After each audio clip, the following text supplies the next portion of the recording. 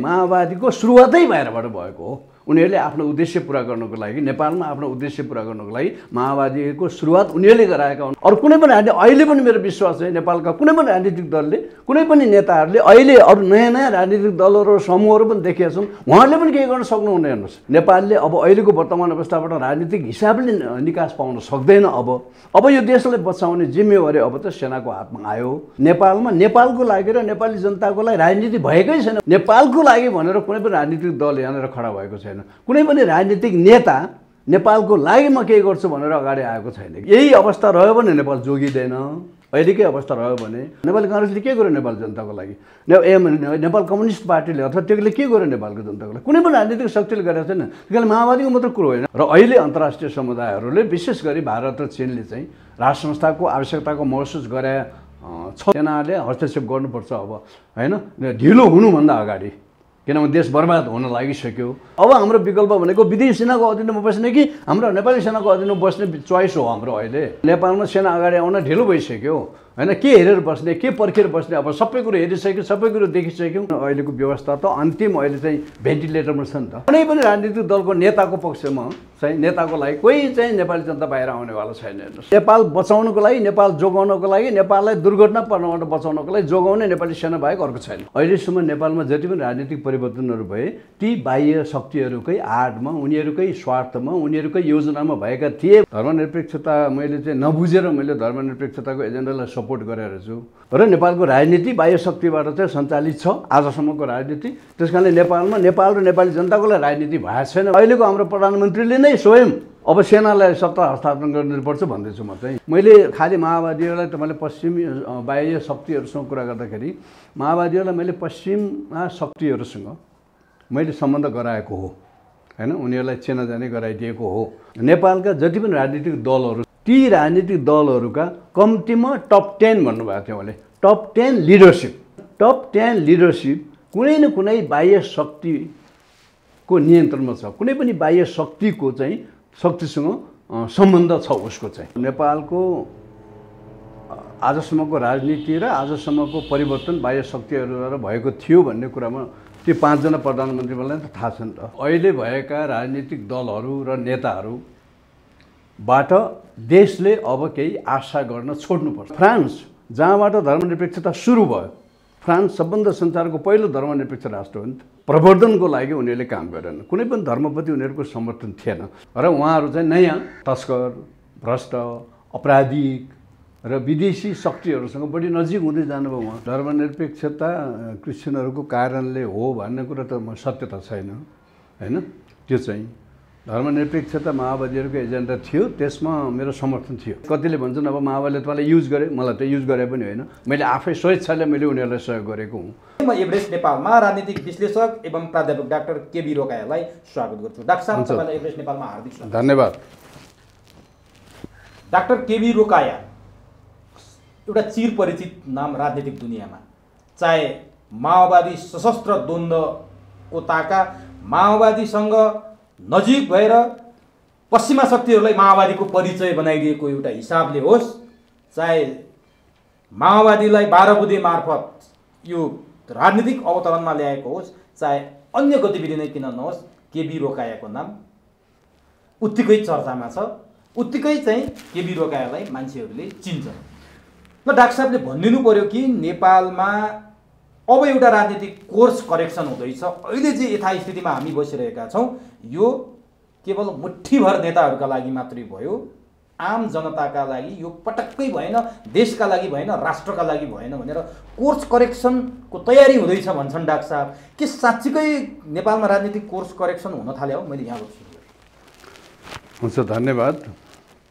Course correction हुनुपर्ने अवस्था आयो है, त्यो एउटा देशको आवश्यकता पनि भयो, ऐतिहासिक एउटा आवश्यकता पनि भयो, सबै नेपाली जनताहरूको चाहना र आवश्यकता पनि हुन लाग्यो। किनभने म त अब अहिले जे भइराखेको छ त्यसबाट म त्यति आश्चर्यचकित भइराखेको छैन है। किनभने मैले आजभन्दा 10 वर्ष अगाडि, त्यो भनेको 2068 होइन, 10 वर्ष अगाडि नै मैले जे भनेको थिएँ त्यही ठ्याक्क अहिले भइरहेछ। 10 वर्ष अगाडि जुन बेला म राष्ट्रिय मानवाधिकार आयोगको सदस्य थिएँ, राष्ट्रिय मानवाधिकार आयोगको सदस्य हुँदाखेरि पनि मैले आफ्ना विचारहरू स्वतन्त्र रूपमा राख्न छोडिनँ मैले, है। मलाई त्यसले कुनै बाधा दिएन, होइन। म बोलि नै राखेँ, मैले आफूले लागेका र आफूले देखेका कुराहरू, अनि ब्रह्मले देखे भन्छु नि हामी, त्यो कुरा मैले राख्दै आएँ। 2068 सालमा मैले एउटा सानो बुकलेट निकालेको थिएँ, मैले धेरै पटक पहिला पनि भनिसकेँ होला। एउटा सानो बुकलेट निकालेर क्रमभङ्गता र रूपान्तरण भन्ने शीर्षकको एउटा बुकलेट निकालेको थिएँ त्यो बेला म अलिकति माओवादी नजिकै थिएँ, म त्यति टाढा भइसकेको थिएन म चाहिँ, होइन। जनयुद्धको मेरो सम्बन्ध माओवादीहरूसँग कायमै थियो, किनभने अब माओवादीहरूकै पक्षबाट भन्दा पनि हुन्छ म राष्ट्रिय मानवाधिकार आयोगमा गएको थियो, उनीहरूको कोटाबाट भनौँ न, होइन। भागबण्डा चल्छ नि त्यो बेला त अब स्वतन्त्र राष्ट्रिय मानवाधिकार आयोगमा जाने मान्छे हुनुपर्ने त स्वतन्त्र व्यक्ति हुनुपर्ने, तर अब प्रत्यक्ष परोक्ष रूपमा, होइन। अब कुनै न कुनै पार्टीको सिफारिस र भागबण्डा त सबै ठाउँ भइहाल्छ। म पनि फेरि जनयुद्धको त्यत्रो शान्ति प्रक्रियाबाट आएको मान्छे, है। म चाहिँ त्यो पृष्ठभूमिबाट म राष्ट्रिय मानवाधिकार आयोगमा गएको हुँ। त्यही बेला मैले चाहिँ के भने अहिले भएका, त्यो बेला 68 सालमा को कुरा गर्दैछु म, अहिले भएका राजनीतिक दलहरू र नेताहरूबाट देशले अब केही आशा गर्न छोड्नुपर्छ। जनताले उनीहरूले केही गर्छन् भन्ने कुरा आशा गर्न छोड्नुपर्छ र हामीले अब विकल्पको खोजीतिर जानुपर्छ, किनभने यिनीहरूले केही गर्दैनन्, यिनीहरूबाट केही हुन सक्दैन भन्ने निष्कर्षमा म त्यही बेला पुगेको थिएँ। त्यो आकाशवाणी चाहिँ तपाईँले कहाँबाट आएको? किनभने तपाईँले 10 वर्ष सशस्त्र द्वन्द्व गरेको माओवादीसँग नजिक भएर यिनीहरूले केही गर्छन् है भन्ने आशा राखेर, अब त्यो कसरी माओवादीसँग नजिक हुनुभयो, कसरी के गर्नुभयो, मैले यसअघि तपाईँसँग कुरा गरिसकेको छु। तर तपाईँलाई कहाँबाट आकाशवाणी आयो कि 62 सालदेखि 68 साल 6 वर्षको दौरानमा यिनीहरू फेलियर भए, राष्ट्र फेलियर भयो र यिनीहरू क्ल्याप्सतिर जान्छन् भन्ने कसरी थाहा पाउनु भयो? होइन, त्यो त तपाईँहरूलाई पनि थाहा छँदैछ नि त। सबभन्दा पहिला त माओवादीहरू शान्ति प्रक्रियामा आइसकेपछि संविधान सभाको निर्वाचन भयो र 2 वर्षमा संविधान सभाले संविधान बनाउने कुरो भयो, होइन। तर त्यो 2 वर्षमा त संविधान बनेन। फेरि अर्को 2 वर्ष थप्यो, त्यसमा पनि संविधान बन्न सकेन। अरू देशमा तपाईँले हेर्नुभयो भने 3 महिनामा संविधान बनेका छन्, 6 महिनामा संविधान बनेका छन्। अहिले हामी देखाएको छौँ नि त, होइन। 1 वर्षमा धेरै भयो भने 1 वर्षमा संविधान बन्यो होला, तर हामीले 4 वर्षसम्म पनि हाम्रा नेताहरूले, हाम्रो संविधान सभाले संविधान दिन सकेन नेपालीले। त्यसपछि फेरि चाहिँ तपाईँको अब संविधान सभा भयो पछि, त्यो त हामीले थाहा छँदैछ, है। अनि संविधान सभा पछिको संविधान सभाले बल्ल संविधान दियो, तर त्यो संविधान सुरुदेखि नै तपाईँको विवादित भयो। सुरुदेखि नै बनेकै घोषणा, संविधान घोषणा भएकै दिनदेखि त्यसको विरोध हुन थाल्यो, विभिन्न कोणबाट, होइन। त्यसको विरोध हुन थाल्यो, कोही पनि त्यसमा सन्तुष्ट देखेन क्या त्यो संविधान। अनि तपाईँको र त्यो संविधान पनि फेरि कसले बनायो भन्ने कुरामा प्रश्न छ। हाम्रै नेताहरूले, हाम्रै सांसदहरूले, हाम्रै सांसदले त्यो बनायो भन्ने कुरामा नेपाली जनता विश्वस्त छैन। तपाईँ हुनुहुन्छ कि? त्यो विश्वास गर्न गाह्रो छ बडो। यो चाहिँ किनभने यो अहिले एकदम स्पष्ट के भयो भने गणतन्त्र, धर्मनिरपेक्षता र सङ्घीयता यो एजेन्डा हाम्रो रहन्छ, नेपाली जनताको चाहना र यो एजेन्डा रहन्छ। यो बाह्य शक्तिहरूको एजेन्डा रहेछ, बाह्य शक्तिहरूको स्वार्थमा र उनीहरूकै डिजाइनमा, उनीहरूकै योजनामा यो भएको रहेछ भन्ने कुरो अहिले त घाम जस्तै छलक। अहिले त सबैले थाहा पाए, तपाईँले त कहिले थाहा पाउनु? हामी त 68 सालमा पनि त त्यो कुरो त तपाईँको एउटा संविधान बन्न नसकेका कुराहरू भए। त्यसपछि आएर अब राजनीतिक दलहरूले त्यो हुने बिरुवाको चिल्लो पात भन्छ नि हामी, अब त्यो गति त देखाएनन् उनीहरूले। हेर्नुहोस्, होइन। पार्टीमा पद, होइन, भागबण्डा, त्यसपछि आएर हाम्रा चाहिँ माओवादी साथीहरू नै के भयो भने हिजोको आफ्नो एजेन्डा पनि उहाँहरूले छोड्नुभयो। अर्को कुरा चाहिँ हिजोको इमान्दार चाहिँ जसले चाहिँ त्यो यो जनयुद्धमा सहयोग गरेका ती मान्छेहरू पनि पाखा पर्दै गए र उहाँहरू चाहिँ नयाँ, है, अलिकति तपाईँको तस्कर, भ्रष्ट, अपराधिक र विदेशी शक्तिहरूसँग बढी नजिक हुँदै जानुभयो उहाँ। तर विदेशी शक्तिहरूसँग उहाँ नजिक हुँदै जानुभयो भन्दा कतै न कतै डाक्टर केबी रोकाया पनि यसको दोषी हुनुहुन्छ। धर्मनिरपेक्षता भन्दा कतै न कतै डाक्टर केबी रोकाया पनि दोषी हुनुहुन्छ। यी नेताहरू र माओवादीलाई मात्रै अमला उठाउने गर्दाखेरि तपाईँमाथि पनि प्रश्न उठ्छ नि, किनभने पश्चिमासँग माओवादीको परिचय गराइदियो भनेर खुलेआम तपाईँ बोल्दै हिँड्नु भएको छ। अनि धर्मनिरपेक्षतामा सबैभन्दा बढी क्रिस्चियनहरूबाट खतरा छ भनेर यहाँ भनिरहँदा तपाईँ पनि त्यसैमा हुनुहुन्छ, तपाईँ पनि त दोषी होला नि। अलिक प्रश्न त आफूतिर पनि उठाउने, यसलाई चाहिँ कसरी लिनुहुन्छ डाक्टर साहबले? होइन, धर्मनिरपेक्षता क्रिस्चियनहरूको कारणले हो भन्ने कुरा त सत्य त छैन होइन। त्यो चाहिँ धर्मनिरपेक्षता माओवादीहरूको एजेन्डा थियो, त्यसमा मेरो समर्थन थियो। म संहितामा मैले कहिले पनि इन्ट्रेस्ट लिइनँ।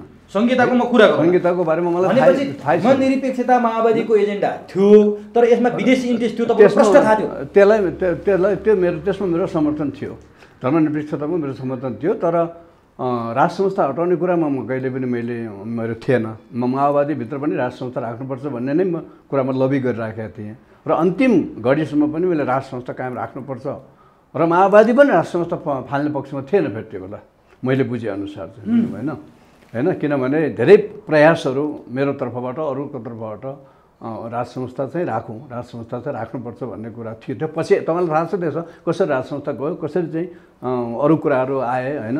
यी सब कुरा त पछि डेभलपमेन्ट भएको कुरा हो त।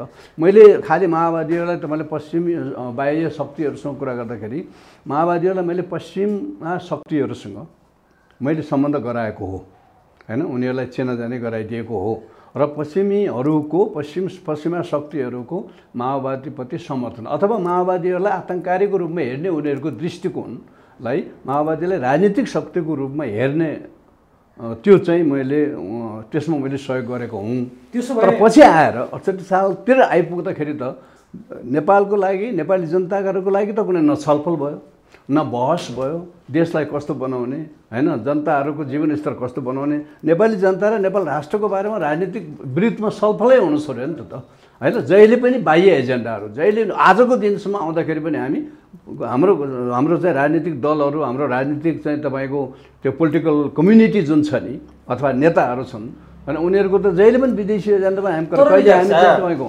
उनीहरूले विदेशी एजेन्डा बोके भनेर तपाईँले अमला उठाउनुभयो, ठिक छ, यो एकदमै राम्रो कुरा हो। तर विदेशीको पोल्टामा माओवादीलाई लगेर राखिदिने तपाईँ आफै हुनुहुँदो रहेछ। अनि प्रश्न उठाउँदा अलिकति आफूमा पनि त प्रश्न उठ्ला भन्ने मात्रै हो क्या मेरो कुरो मनसा होइन। माओवादीले विदेशी पश्चिमा शक्तिहरू, विशेष गरी मैले पश्चिमा शक्तिहरूसँग चिनाइदिनु, जोडाइदिनु र पश्चिमाहरूलाई माओवादीलाई बुझ्ने भनौँ न, बुझ्नमा सहयोग गर्ने क्या, माओवादीहरूलाई बुझ्नमा सहयोग गर्ने काम मैले गरेँ। त्यो के को लागि गरेँ त भन्दाखेरि नेपालमा युद्ध रोकियोस्, काठमा रोकियोस्, धेरै जनताहरू नमरुन् होइन र शान्तिपूर्ण वातावरणबाट, शान्तिपूर्ण चाहिँ माध्यमबाट समस्याको समाधान होस् भन्ने चाहनाको कारणले। किनभने पश्चिमा शक्तिहरू, बेलायत, अमेरिका, युरोपियन युनियन, विशेष गरिकन तीनटा पश्चिमा शक्तिहरू माओवादी र नेपाल सरकारको बिचमा वार्ता हुनु हुँदैन भन्ने पक्षमा थिए। उनीहरू वार्ता हुनु हुँदैन, माओवादीसँग लडेरै उनीहरूलाई सिद्ध्याउनुपर्छ होइन, उनीहरूलाई नामेट गर्नुपर्छ, उनीहरूलाई हराउनुपर्छ, उनीहरूसँग वार्ता गर्नु हुँदैन भन्ने पक्षमा उनीहरू भएको बुझेपछि यो त खतरनाक भयो। किनभने त्यो बेला त माओवादीलाई नेपाली जनताको धेरै ठुलो समर्थन थियो। एउटा पोइन्टमा, एउटा बिन्दुमा आउँदाखेरि त देशको झन्डै 80% भूभाग त उनीहरूको नियन्त्रणमा थियो, उनीहरूको कन्ट्रोलमा थियो।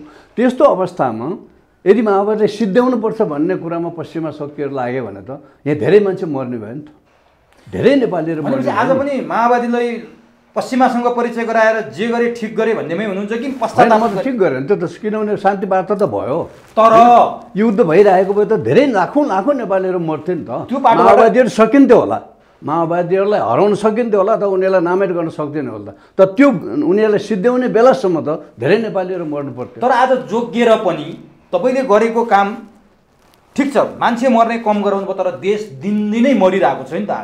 आज अहिले कति बेला के हुने, भर्खरै के हुने, देश रहने कि नरहने। अब यी नेताहरू फेलियर भइसके, संविधान फेलियर भइसक्यो, त्यही माओवादीको नेतृत्वमा आएको व्यवस्था हो, यो सबै फेलियर भइसकेपछि त विदेशीहरूको रजगज र विदेशीहरू परेड खेल्ने ठाउँ पो बन्छ कि भन्ने चिन्ता पर्न थाल्यो नि त डाक्टर साहब। त्यो कतै त्यही बेलाको रोडम्याप अहिले आएर प्रस्फुटित भएको त होइन? त्यसले गरेको छैन, त्यो चाहिँ मैले जे गरेँ त्यसमा मेरो कुनै पछुतो छैन। मैले जस्तो धर्मनिरपेक्षतामा मेरो पछुतो रह्यो है, धर्मनिरपेक्षता मैले चाहिँ नबुझेर मैले धर्मनिरपेक्षताको एजेन्डालाई सपोर्ट गरेर छु। मैले धर्मनिरपेक्षताको कुरा गर्दा मैले धेरैपल्ट भनिसकेँ नि त मिडियामा चाहिँ मैले नबुझेँ। पछि आएर मैले धर्मनिरपेक्षताको बारेमा अलिकति अध्ययन अनुसन्धान गरिसकेपछि यो चाहिँ धर्मनिरपेक्षता भन्ने चिजै खराब रहेछ भन्ने यही विषयमा डाक्टर केबी रोकायाले अहिले चाहिँ गल्ती महसुस गर्नु भएको छ भनेर हामी अरू कुनै मान्छेसँग कुरा गऱ्यौँ भने र त्यसपछि आएर अनि म धर्मसापेक्ष हिन्दू अदालतमा 6 वर्षदेखि उठाइरहेको छु। यही कुरा हामीले कसैलाई रिकमेन्ड गऱ्यौँ कि डाक्टर केबी रोकाया पश्चाताप गर्दै हुनुहुन्छ नेपालमा धर्मनिरपेक्षता किन गराइएछ, किन मैले त्यसको लबिङ गरेछु भनेर भन्दाखेरि केही मान्छेहरू, म नाम लिँदैन, उहाँहरू के भन्नुहुन्छ भने लेन्डुप दोर्जेले सिक्किमलाई भारतमा विलय गराइसकेपछि पश्चाताप गरेर कुनै अर्थ छ? मैले गल्ती गरेछु सिक्किम भारतमा विलय गराएर भनेर भारतमा विलय गराएपछि लेन्डुप दोर्जेले कुनै माफी पाउने अथवा कुनै पश्चाताप गर्दैमा कसैले जिब्रो टोक्नुपर्ने कुरा छ भन्छ नि डाक्टर साहब। आज देश बिग्रेर व्यथिति भइसक्यो, यो अवस्थामा गइसक्यो, डाक्टर साहबले गल्ती गरेछु भन्दैमा फेरि देश फर्किन्छ र डाक्टर साहब? होइन होइन, त्यो मान्छेले त गल्ती गर्छन् र गल्ती स्वीकार गर्नुपर्छ होइन। गल्ती त सबैबाट हुन्छ नि, जानी जानी गल्ती भयो भने फेरि नियतवश गल्ती गरेको छ भने त्यो चाहिँ अर्कै कुरा हो। तर इमान्दारी साथ होइन, मतलब भित्रदेखि नै कुनै चाहिँ कुरो गरेको छ र पछि आएर त्यो मैले गल्ती रहेछ, मैले गलत गरेको छु भन्ने त पाउने मान्छेले अन्जानमा भएको गल्ती पाउनु अन्जान त्यो त पाउनु पऱ्यो। मैले स्पष्ट रूपमा भनिराखेको छु। तर अहिले पनि मलाई लाग्छ के भने आजको अवस्थासम्म आइपुग्दाखेरि पनि देश धेरै यो जे भयो त्यो राम्रो भयो भन्ने पक्षमा छु क्या म अहिले। फेरि कुरा भन्नु होइन, जे भयो त्यो राम्रो भयो। अब नेपालको लागि ठुलो मौका अब आउँदैछ क्या। जे भयो त्यसबाट नेपाली जनताहरूले सिक्ने मौका पाए, किनभने नेपाली जनताहरू त सधैँ परिवर्तनको पक्षमा हुन्छ नि त। हरेक चाहिँ तपाईँको 10-10 वर्षमा 12 वर्षमा त नेपालमा परिवर्तन भइरहेकै छ। सधैँ परिवर्तन नयाँ चिजको खोजीमा है, नयाँ भविष्यको खोजीमा नेपाली जनताहरू गइराखेका हुन्छन्। नेपाली जनताले पनि अब धेरै सिक्ने मौका पाए, तपाईँ हामीले पनि सिक्ने जे भयो। यो विषयमा त म डाक्टर साहबसँग आउँछु। अलिकति म एउटा विषय जान्न चाहन्छु डाक्टर साहब, अनि यो ठ्याक्कै अबको गल्तीमा म आउँछु है डाक्टर साहब। जस्तो अघि एउटा कुरा गर्नुभएको थियो नि, म राज संस्था हटाउने पक्षमा थिएन, म धर्मनिरपेक्षतामा मात्रै, त्यो मेरो गल्ती भनेर स्वीकार्नुभयो। धर्मनिरपेक्षता भइसकेपछि हिन्दू सम्राट भनिएका राजा फेरि अट्न सके डाक्टर साहब? होइन, धर्म त्यही त मैले त्यो बेला मेरो धर्मनिरपेक्षताको बुझाइ नै गलत रहेछ क्या। होइन, त्यो बेला तपाईँले धर्मनिरपेक्षता भन्नुभएको थियो नि, त्यहाँ राज संस्था पनि अर्थ्यो, माओवादीले कहाँ कहाँबाट के गरेर राजा हटाए भन्नुभएको छ नि। के साँच्चीकै तपाईँले भने जस्तो धर्मनिरपेक्षता मुलुकमा हिन्दू सम्राट हुने सम्भव थियो कि थिएन? होइन, धर्मनिरपेक्ष मैले अघि नै भने नि त, फेरि त्यसमा त मेरो मात्र होइन, सबैले चाहिँ धर्मनिरपेक्षतालाई बुझेर हिँड्छन्। कसैले पनि बुझेर गरेन। यो विदेशीहरूको एजेन्डा उनीहरूले ल्याए अनि प्रश्न नगरिकन, यसको बारेमा नसोचिकन, बहस नगरी, छलफल नगरी यो के हो भन्ने कुरो बुझ्दै नबुझिकन होइन यसको पछि लाग्यो सबै देख्यो। अहिले त ठुला नेताहरूले पनि त भनिरहेछ नि त होइन। विदेशी एजेन्डा भन्नुभयो नि तपाईँले, के पश्चिमाको एजेन्डा थियो धर्मनिरपेक्षता संविधानमा छिराउने? होइन, यसमा विशेष गरिकन युरोपियन युनियनको बढी चासो थियो भन्ने कुरो त अहिले सबैले बोलिरहेको छ नि त। धर्मनिरपेक्षतालाई प्रमोट गर्नमा संसारभरि धर्मनिरपेक्षता त युरोपबाटै सुरु भयो हो नि त। सबभन्दा बढी अहिले धर्मनिरपेक्ष क्षेत्र संसारमा युरोप होइन। तपाईँको अन्त त अझै धर्मको अझै प्रभाव छ युरोपमा चाहिँ। तपाईँको अहिले धर्मनिरपेक्षता हाबी छ युरोपमा है। र अनि युरोपले नै फेरि चाहिँ तपाईँको संसारभरि धर्मनिरपेक्षतालाई प्रमोट गर्नको लागि भनेपछि त्यो त्यहीबाट आयो। आज पनि कोसिस गरिराखेको छ उसले, आज पनि त्यो त्यहीँबाट आएको हो त्यो। अब नि डाक्टर साहब, अब यो विषयमा एउटा सोच्छु नि म, अघि अब अहिलेको समसामयिक विषयमा आउँछु है डाक्टर। जस्तो माओवादीलाई विदेशीले पश्चिमाले धर्मनिरपेक्षता अथवा क्रिस्चियनको एजेन्डा बोकायो भनेर भन्नुभएको थियो नि, साँच्चीकै हामीलाई चाहिँ अहिले के लाग्छ भने नि डाक्टर साहब, म त रोल्पाको मान्छे, रोल्पा जिल्लामा जति बेला जनयुद्ध उत्कर्षमा पुगिरहेको थियो त्यति बेला जे गतिविधिहरू हुन्थे हामीलाई थाहा थिएन। त्यो क्रिस्चियनको लागि हुँदो रहेछ क्या। अहिले आएर म बुझ्दैछु डाक्टर साहबले जसरी मैले अहिले आएर बुझेँ भन्नुहुन्छ नि डाक्टर। जस्तै हिन्दू ब्राह्मणहरूलाई जबरजस्ती हलो जोत्न लाउने, जनैहरू काटिदिने, टुप्पी काटिदिने, धर्मग्रन्थहरू जलाउने माओवादीले गर्थ्यो। चाडपर्व संस्कृतिहरूमा अलिकति माओवादीले आक्रमण गर्थ्यो। त्यो के बुझिन्थ्यो भने अलिक बढी क्रान्तिकारी भएर गरे हुन् कि यिनीहरूले भन्ने बुझिन्थ्यो क्या, अध्यात्म नमान्ने, नास्तिक हुने। तर आज नि डाक्टर साहब त्यति बेलै त्यहाँ चर्चहरू बनाएर छन्, त्यति बेलै मण्डली मन्दिर भत्काउने, धर्मग्रन्थ हिन्दूका जलाउने, टुप्पी काट्नेहरूले ती चर्चहरू किन खोल्न दिए भन्ने कुरा चाहिँ अहिले बुझ्दैछु। जुन कुरा डाक्टर साहबले अघि भन्नुभयो माओवादीहरूले क्रिस्चियनको एजेन्डा बोकेर आएका थिए, के यो डाक्टर साहब त्यति बेला भएको? यो त सही होइन। त्यो के थियो? माओवादीहरूले क्रिस्चियनको एजेन्डा बोकेको होइन, माओवादीहरूले धर्मनिरपेक्षताको एजेन्डा चाहिँ बोकेको हो त्यो है। धर्मनिरपेक्षता क्रिस्चियनहरूको एजेन्डा होइन क्या, तपाईँले यो बुझ्नु पऱ्यो नि त। अहिले पश्चिमलाई हामीले यहाँ नेपालमा धेरै बुद्धिजीवीहरू, धेरै राजनीतिक दलका नेताहरू र तपाईँहरू जता मिडियामा एउटा कन्फ्युजन छ क्या होइन। पश्चिमलाई हामीले बुझेका छैनौँ। पश्चिम चाहिँ तपाईँको दुई प्रकारको पश्चिम छ क्या। एउटा आस्तिक र धर्मसापेक्षताको पक्षधर पश्चिम छ, एउटा धर्मनिरपेक्षताको वकालत गर्ने पश्चिम छ तपाईँको। कुरो भन्नु होइन, धर्मनिरपेक्षताको वकालत। जस्तो अब अमेरिकामै भन्नुहोस् न त, अहिले अमेरिकाको लडाइँ भन्छ धर्मसापेक्षता धर्मनिरपेक्षताको लडाइँ हो नि त होइन। एकदम खास रूपमा भन्ने हो भने चाहिँ तपाईँको अमेरिका ट्रम्प र बाइडेनको अथवा रिपब्लिकन र डेमोक्रेटको तपाईँ लडाइँ भनेको त बेसिकली आस्तिकता र नास्तिकता, धर्मसापेक्षता र धर्मनिरपेक्षताको है। त्यहाँ युरोपमा पनि त्यही हो चाहिँ, जहाँ फ्रान्स, जहाँबाट धर्मनिरपेक्षता सुरु भयो। फ्रान्स सबभन्दा संसारको पहिलो धर्मनिरपेक्ष राष्ट्र हो नि त होइन। भने संवैधानिक हिसाबले कन्स्टिट्युसनली सेकुलर कन्ट्री भने चाहिँ फ्रान्समा पनि अहिले त्यही लडाइँ भइरहेछ। अहिलेको राष्ट्रपति म्याक्रोन धर्मनिरपेक्षताको पक्षधर हुनुहुने, अर्को उनको प्रतिद्वन्दी चाहिँ होइन ली पेन भन्ने एकजना महिला छन्, मरिया ली पेन अहिले होइन, उसको प्रतिद्वन्दी छन्, उनी धर्मसापेक्षताको पक्षधर हुन् होइन। त्यहाँ पनि छ होइन। अहिले जर्मन, तपाईँको नर्वे, फिनल्यान्ड सबै त्यो युरोपियन देशहरूमा अहिले एउटा राइट विङ भन्छ नि अहिले होइन, दक्षिणपन्थी चाहिँ तपाईँको अहिले तपाईँको शक्ति अहिले उदय भइरहेका छ त्यहाँ। कुरो होइन, किनभने उनीहरूले धर्मनिरपेक्षता चाहिँ तपाईँको अवलम्बन गर्दै गर्दै जाँदाखेरि आज त्यहाँका जनताहरू पनि रियलाइज गरेका छन् कि यो धर्मनिरपेक्षता चाहिँ खराब रहेछ, हामीले गल्ती गरेछौँ भनेर उनीहरू महसुस गर्दैछन् र अब फेरि धर्मसापेक्षतातिर अब धर्मसापेक्षता उनीहरू जान खोजिरहेछन्, बुझ्नु भएन। त्यस कारणले गर्दाखेरि अमेरिकामा नेपालमा धर्मनिरपेक्षतालाई प्रमोट गर्ने चाहिँ क्रिस्चियनहरू होइन क्या, र त्यो आस्तिक पक्ष होइन, जो आस्तिक वेस्टर्नहरू होइनन्। धर्मनिरपेक्षता त नास्तिकहरूको चाहिँ एजेन्डा हो त्यो चाहिँ होइन।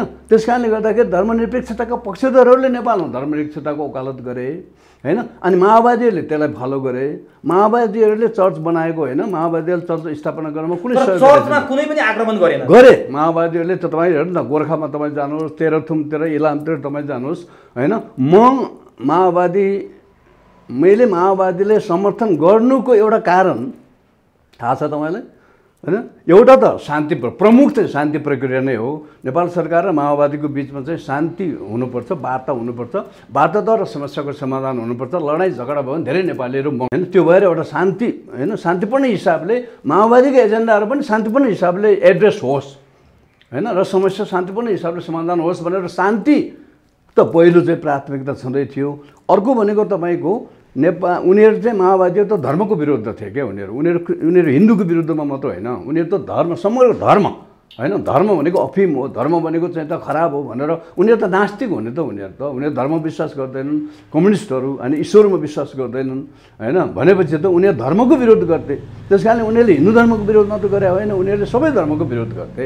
त्यो कारणले क्रिस्चियन त्यो बेला चाहिँ क्रिस्चियनहरू चर्चमाथि पहिलो जुन दिन चाहिँ जनयुद्ध सुरु गरे नि माओवादीहरूले 2052 साल फागुन 1 गते, त्यही दिन उनीहरूले गोर्खामा एउटा चर्चमा आक्रमण गरेका थिए। पछि म एउटा गोर्खामा एउटा कार्यक्रममा गएँ, एउटा चर्चको एउटा कार्यक्रममा म गएको थिएँ गोर्खामा। यो शान्ति वार्ता हुनुभन्दा अलिकति अगाडि नै हो त्यो। म एउटा कार्यक्रममा गएको थिएँ, त्यो कार्यक्रममा मैले बोलेँ त्यहाँनिर। अब माओवादीको पक्षमा मैले बोलेँ त्यहाँ चर्चमा, र त्यो गोर्खाको माओवादीको इन्चार्जलाई हामीले बोलाएको थियो त्यो चर्चमा। कुरा भन्नु होइन, बोलाएका थियो। अनि उसले त्यो मेरो भाषण सुनिसकेपछि मैले त क्रिस्चियनिटीलाई बुझेकै रहन्छु, मैले चर्च बनाएको कुरो बुझेकै रहन्छु। आज मैले डक्टर होकाएको कुरो सुन्दाखेरि मैले बुझ्न पाएँ। किनभने जुन बेलामा हामीले जनयुद्ध सुरु गऱ्यौँ त्यही दिनमा हामीले यहीँनिर एउटा चर्चमा हामीले आक्रमण गरेका थियौँ भनेर उहाँले भन्नुभयो है। त्यो चर्चमा आक्रमण गरेका थियौँ भन्ने कुरो गर्नुभयो। त्यो कारण गोर्खामा धेरै चर्च बन्द भएका थिए, धेरै चर्चहरूमा ताला लागेको थियो। अनि उतातिर चाहिँ त पूर्वतिर पनि धेरै चर्चहरू बन्द भएका थिए। त्यस कारणले गर्दाखेरि माओवादीहरूको चर्चपट्टिको गलत बुझाइलाई करेक्ट गरेर क्रिस्चियन समुदायप्रति पनि अलिकति सकारात्मक बनाउने होइन, तर समग्र धार्मिक समुदायप्रति समग्र बनाउने। पछि आएर त मैले एउटा अन्तर्धार्मिक शान्ति समिति भनेर हामीले बनायौँ त, सबै धर्मका अगुवाहरू मिलेर हामीले एउटा अन्तर्धार्मिक शान्ति समिति बनायौँ। त्यो अन्तर्धार्मिक शान्ति समितिले पनि माओवादीको पक्षमा बोल्यो, त्यसले पनि होइन। र त्यसले गर्दाखेरि पछि चाहिँ बिस्तारै बिस्तारै माओवादीहरूले धार्मिक समुदायलाई सकारात्मक हिसाबले हेर्न थाले होइन। धार्मिक समुदाय हाम्रो गलत रहेछ, हामीले धार्मिक समुदायले हेर्ने हाम्रो हेराइ र बुझाइ गलत रहेछ भनेर उहाँले महसुस गर्नुभयो र धार्मिक समुदायप्रति सकारात्मक हुनुभयो। र त्यस पछाडि होइन, त्यस पछाडि चाहिँ तपाईँको धर्ममाथि, धार्मिक संस्थाहरूमाथि, धार्मिक व्यक्तिहरूमाथि माओवादीले आक्रमण गर्नुभएको छैन उहाँहरूले हेर्नुहोस्। तर नि डाक्टर साहब, मान्छेहरूले कसरी बोले कसरी लेखे भने नि डाक्टर साहबले यसरी खण्डन गर्नुभयो आज। माओवादी हेर्दाखेरि नाम माओवादी, मार्क्सवाद लेनिनवाद माओवाद मान्ने, तर पश्चिमाले माओवादीलाई हुर्काउने बढाउने, पश्चिमाले खर्च दिने, पश्चिमाले पैसा दिने, पश्चिमाकै खर्चमा र क्रिस्चियन मिसनरीको रूपमा माओवादी क्रिस्चियनको मिसनको रूपमा प्रयोग भएको थियो भन्नेहरू चाहिँ के भन्नु? त्यो त एकदम गलत हो। त्यो बुझाइ छ, मलाई थाहा छ, त्यो बुझाइ एकदम गलत हो क्या। माओवादीहरूले कुनै पनि धर्मको प्रवर्धनको लागि उनीहरूले काम गरेन, कुनै पनि धर्मप्रति उनीहरूको समर्थन थिएन। अर्को कुरा फेरि माओवादीहरूलाई पश्चिमाले मात्र हुर्कायो भन्ने होइन नि त। माओवादीहरूलाई त भारतको के भूमिका थियो त्यो बेला? हामी त सबभन्दा बढी प्रभावित त भारतबाट छौँ त, हामी पश्चिमबाट भन्दा भने त भारतको भूमिका हाबी छ नि। अहिले आएर परिवर्तन भएको छ। अगाडि त केही समय अगाडिसम्म त हामी पूर्ण रूपले भारतको अधीनमा थियौँ नि त होइन। भारत नै हाम्रो हरेक कुरामा भारत नै चाहिँ तपाईँको हाबी हुन्थ्यो। अहिले अलिकति परिस्थिति खराब भएको छ होइन, अलिकति बिग्रिरहेको छ भनौँ भारतको लागि।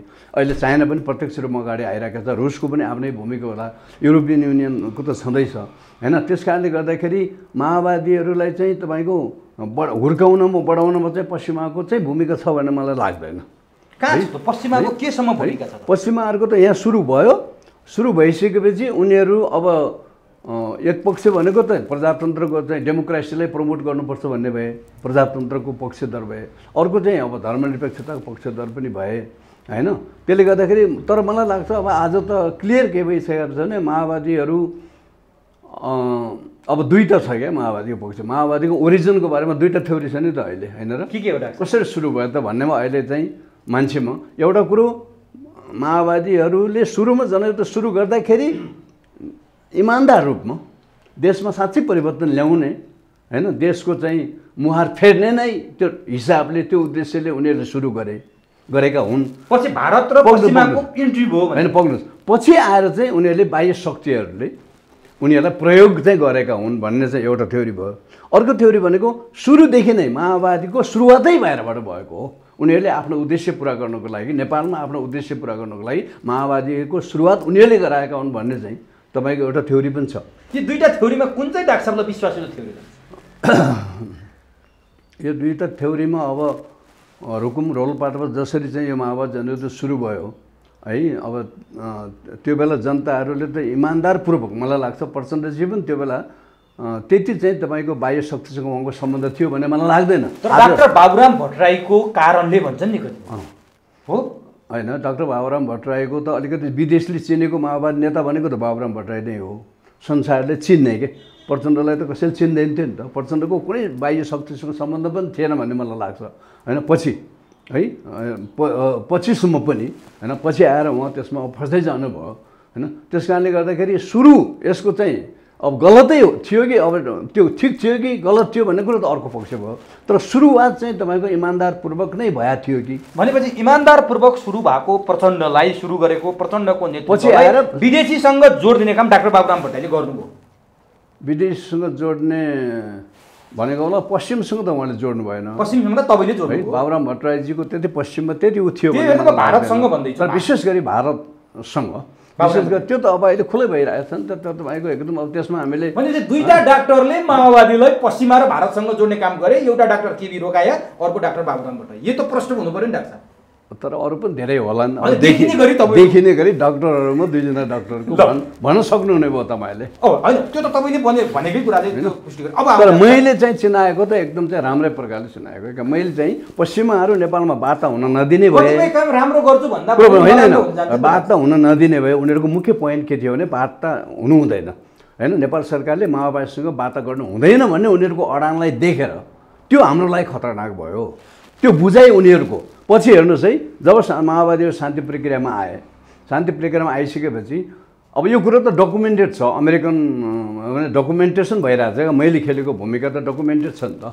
किनभने अमेरिकाको राजदूतले वासिङटनमा लेखेको एउटा चिठीमा, त्यो चिठी पछि सार्वजनिक भयो, पछि विकिलिक्सले सार्वजनिक गरिदियो। फेरि त्यो गोप्य चिठी पछि विकिलिक्सले गर्दाखेरि चाहिँ त्यो सार्वजनिक भयो। त्यो चिठी के लेखेर छ भने पछि थाहा भयो।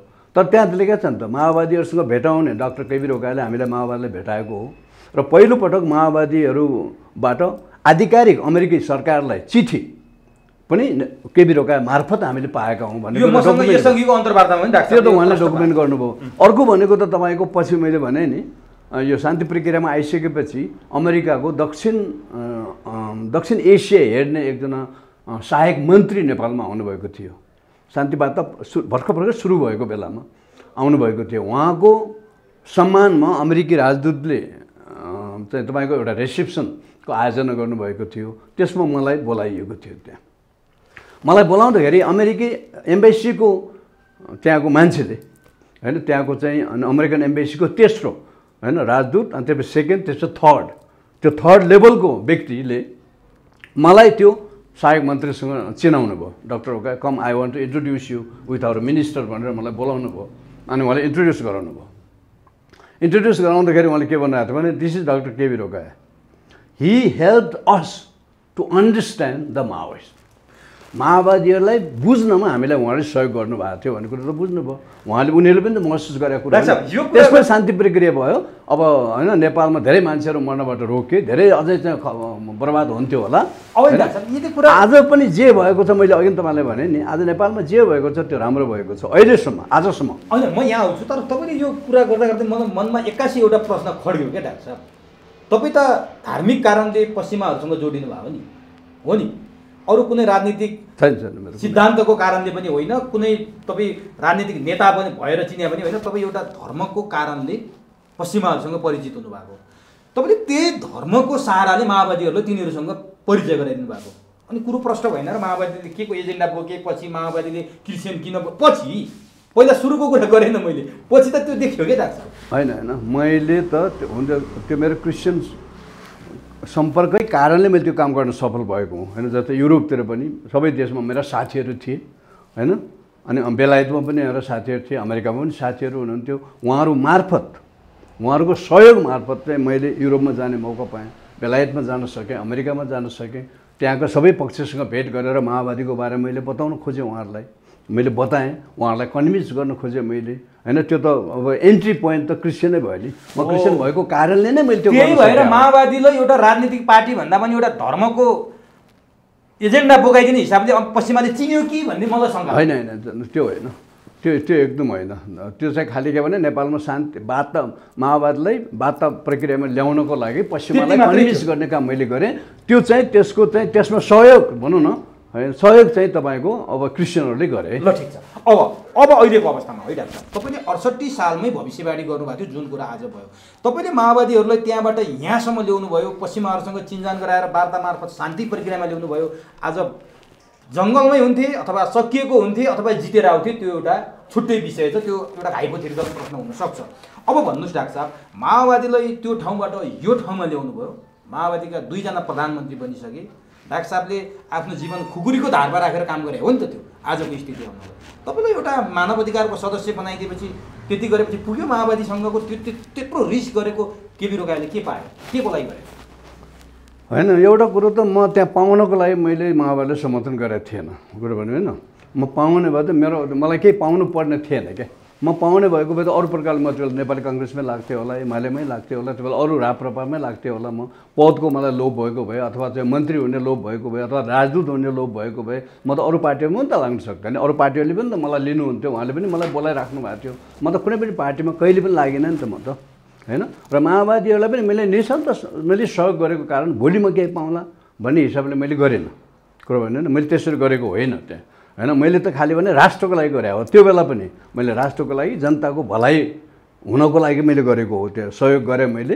त्यस कारणले उनीहरूले मलाई कतिले भन्छन् अब माओवादीले तपाईँलाई युज गरे, मलाई त युज गरे पनि होइन, मैले आफै स्वेच्छाले मैले उनीहरूलाई सहयोग गरेको हुँ है त्यसमा चाहिँ। र अहिले माओवादीप्रति मेरो कुनै पनि गुनासो छैन, उहाँले मलाई केही दिएनन् भन्नेमा मलाई कुनै पनि गुनासो छैन। माओवादी किन छोड्नु होइन, मैले त्यस बेला अझ मैले चाहेको भए है, म माओवादीमै रहिराखेको भएर मैले चाहेको भए त म पाउँथेँ, पक्का छ होइन।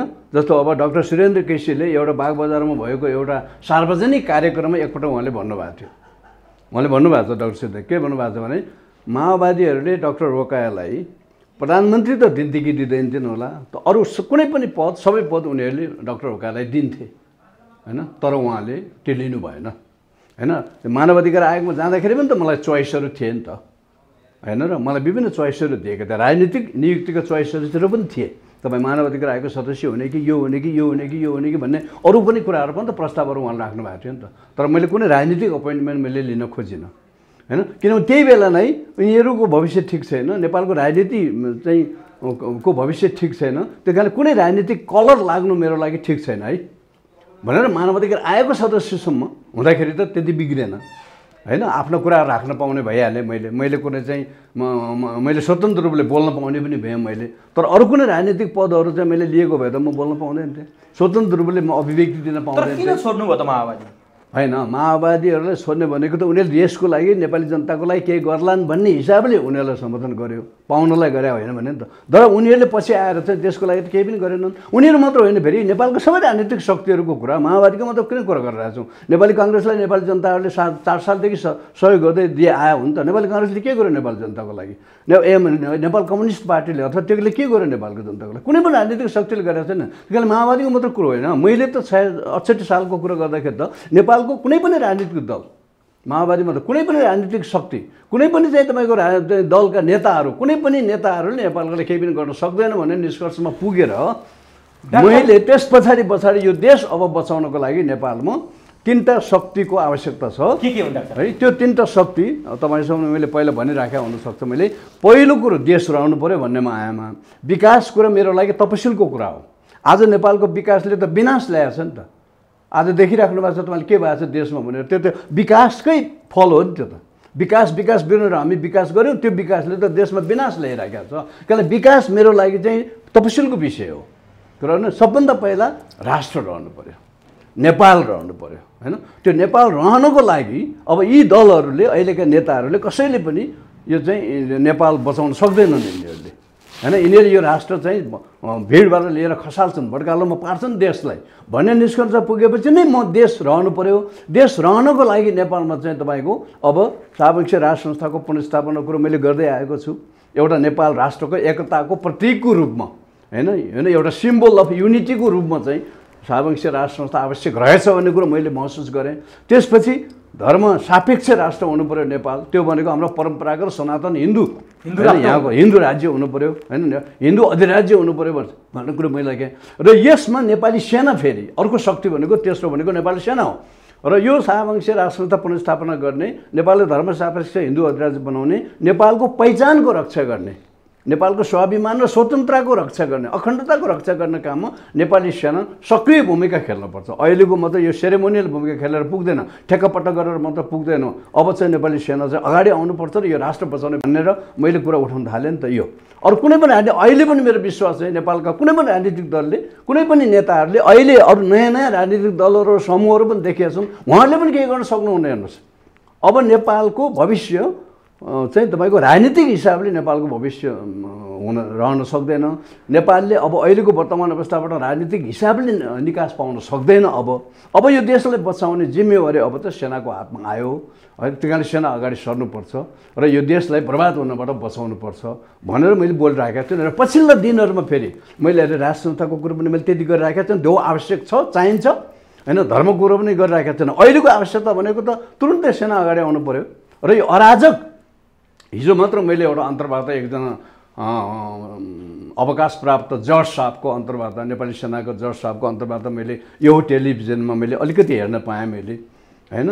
त्यहाँ उहाँले भन्नुभएको छ, त्यहाँ नेपाल राजनीतिक अराजक अवस्थामा पुग्यो, पोलिटिकल एनार्की, राजनीतिक अराजक अवस्थामा पुगेको छ, देश एकदम डरलाग्दो अवस्थामा पुगेको छ भन्ने अभिव्यक्ति उहाँले दिनुभएको छ। अरू पनि सेनाका जर्नलहरूले भनिराख्नु भएको छ। अस्ति 23 गते त्यसको सम्बोधनमा त प्रधान सेनापति पूर्णचन्द्र थापाज्यूले नै भन्नुभयो नि त। पहिलोपटक उहाँले त्यो प्रकारको अभिव्यक्ति नेपाली सेनाले दिएको छ, नेपालमा भइराखेको अहिलेको पोलिटिक्सको बारेमा चिन्ता व्यक्त गरेको र होइन। चिन्ता र इन्डाइरेक्टली अलिकति राजनीतिक दलहरू र नेताहरूलाई, राजनीतिक शक्तिहरूलाई अलिकति खबरदारी गराएको पनि छ त्यसले। अब नि यो डाक्टर साहबले पछिल्लो चित्रित गर्नुभयो। 68 सालमै यो अवस्था देख्नु भएको थियो र तपाईँले पहिले नै भनेको र लेखेको कुरा पनि सार्वजनिक गर्नुभयो।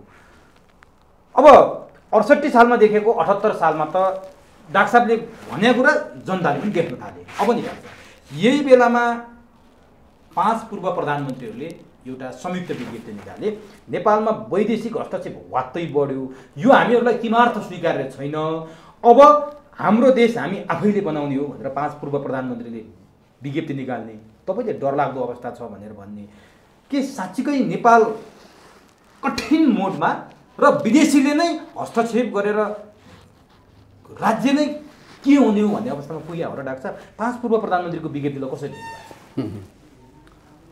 आजसम्म नेपालमा जति पनि राजनीतिक परिवर्तनहरू भए अहिले त सबै नेपाली जनताले बुझिसक्यो नि, मैले मात्र होइन त, तपाईँले पनि बुझ्नु भएको छ।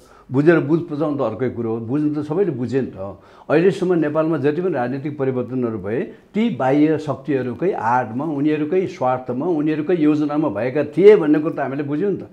77देखि 62-63सम्मको र आजसम्मको राजनीति, अहिले पनि राजनीतिमा जे भइरहेको छ त्यो नेपालको राजनीतिलाई बाह्य शक्तिले तपाईँको चलाइरहेका छन्, सञ्चालन गरिरहेका छन्। नेपालमा नेपालको लागि र नेपाली जनताको लागि राजनीति भएकै छैन भन्दै आएको छु नि त म त।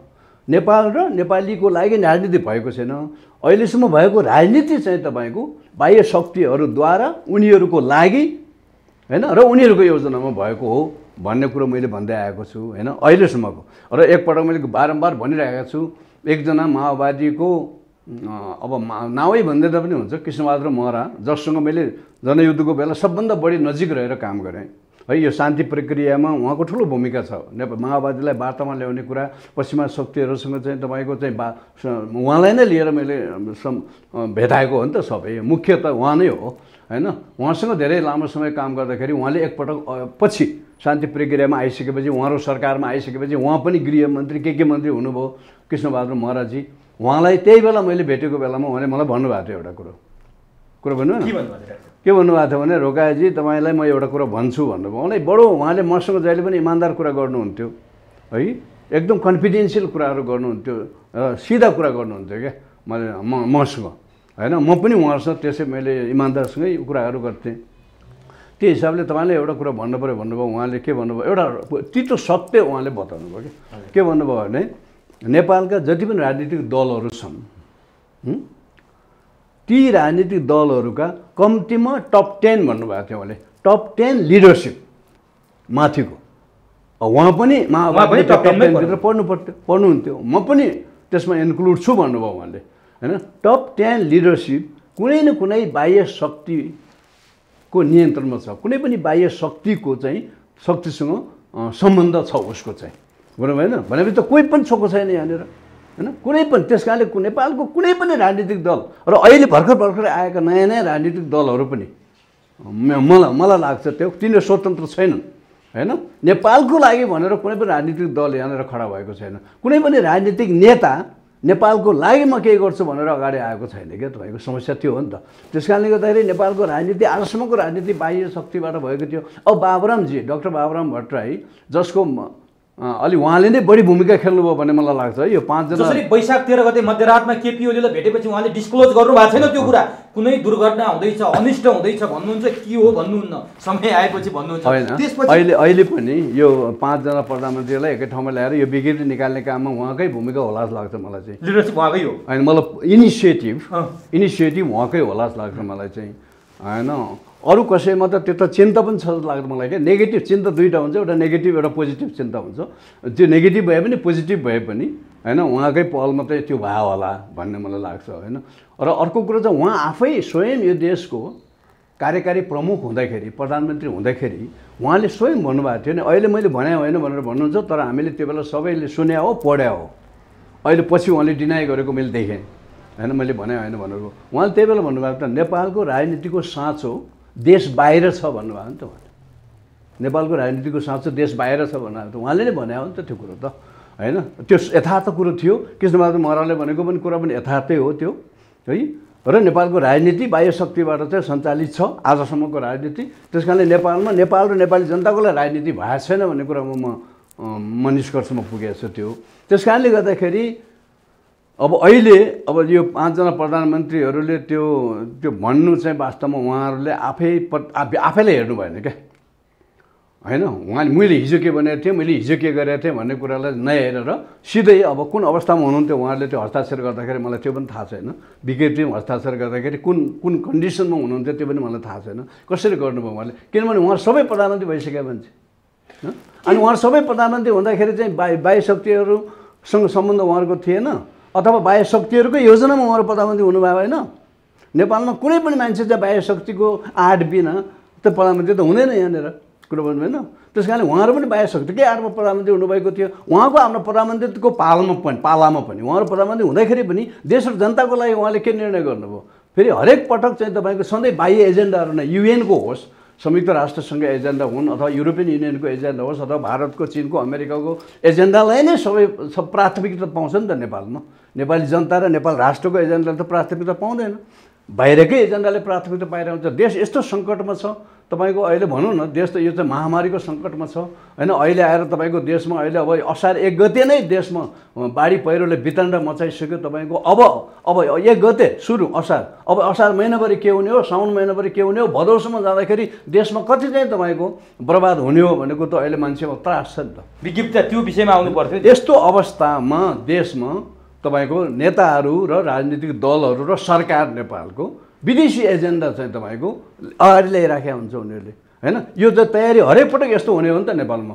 मनसुनको बेलामा हरेक पटक चाहिँ बाढी पहिरोले विनाश गर्ने भनेपछि तयारी के त नेपाल सरकारको तर्फबाट कुनै शून्य तयारी। कोभिडको बारेमा के छ होइन, कोभिडको बारेमा पनि त्यस्तै केही पनि छैन। अहिले हेर्नुहोस् जनता भोकै मरिरहेका छन्, मान्छेहरू पढिराख्नु भएको छ, तपाईँले नै ल्याइराख्नु भएको छ बाहिर खाना नपाएर होइन। कत्रो ठुलो मानवाधिकारको हनन होइन, खाना पनि मान्छेले नपाउने भनेपछि त तपाईँको त्यो कस्तो अवस्थामा हामी छौँ अहिले। यस्तो गम्भीर अवस्थामा भएको बेलामा उहाँहरू चाहिँ तपाईँ के गर्दै हुन्छ, पार्टीलाई कसरी जोगाउने, पार्टीको एकता कसरी कायम गर्ने, अनि पदको व्यवस्थापन गर्ने, पदको बाँडफाँड गर्ने कसरी गर्ने भने त्यो सम्पूर्ण समय त उहाँहरूले त्यसैमा फालिराख्नु भएको छ नि त होइन। त्यस कारणले गर्दाखेरि अब स्पष्ट नेपाली जनतालाई के भइसक्यो भने अब नेपाल जोगाउनको लागि यही अवस्था रह्यो भने नेपाल जोगिँदैन।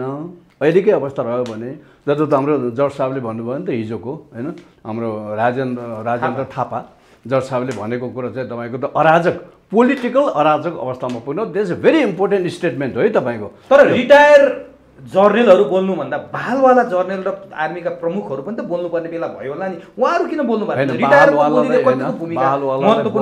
धेरै बाध्यताहरू हुन्छन् होइन, धेरै एउटा होइन अनुशासन, अब धेरै कुराहरू हुन्छन् त्यो। अब त्यसरी बोल्न चाहिँ बालवाला, तर प्रधान सेनापति स्वयंले पनि त बोल्नुभयो नि त। प्रधान सेनापति स्वयंले अहिलेको राजनीतिक जुन लेटेस्ट पछिल्लो राजनीतिक घटनाक्रमहरू अथवा राजनीतिक विकासले नेपालमा चाहिँ सुरक्षा चुनौती ल्याउन सक्छ भन्नु भने त सेना अगाडि आउनुपर्ने हुनसक्छ भने हो नि त्यो त सुरक्षा चुनौती। तपाईँले सेनाको मनोविज्ञान राम्रोसँग बुझ्नु भएको छ, तपाईँको सायद त्यहाँ पहुँच पनि छ, कुरा पनि गर्नुभएको छ तपाईँले, मैले जहाँसम्म बुझेअनुसार तपाईँले भेटघाट पनि गर्नुभएको छ जङ्गी अड्डा पुगेर।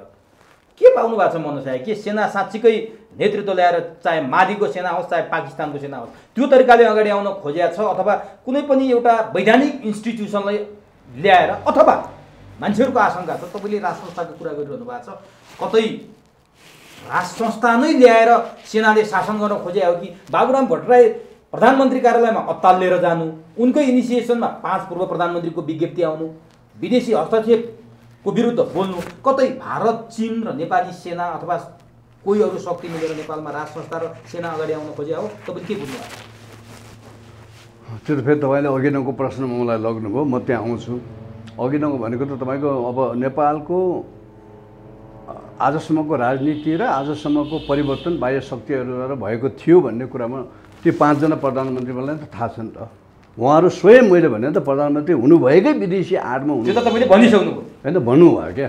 त्यस कारणले गर्दाखेरि अहिले होइन विदेशी शक्तिले आफूलाई सत्तामा लाग्दाखेरि चाहिँ त्यो हस्तक्षेप नहुने होइन। अब अरू कसैलाई ल्याइदिँदाखेरि हस्तक्षेप हुने भने यही भयो क्या यहाँनिर होइन। दोहोरो मापदण्ड उहाँले साँच्चीकै विदेशी शक्तिले राज संस्था फर्काइदिन ला हो र उहाँहरू अत्तालिनु भयो होइन। विदेशी संस्थाबाट नि यस्तो भयो क्या, अहिले विदेशीहरूले पनि नेपालमा विशेष गरी हाम्रा छिमेकी राष्ट्रहरूले भारत र चीन होइन, भारत र चीनले पनि नेपालमा उनीहरूलाई पनि गाह्रो भइरहेछ। हेर्नुहोस् नेपालको अस्थिरताले भारतलाई पनि असर पर्छ, चाइनालाई पनि असर पर्छ।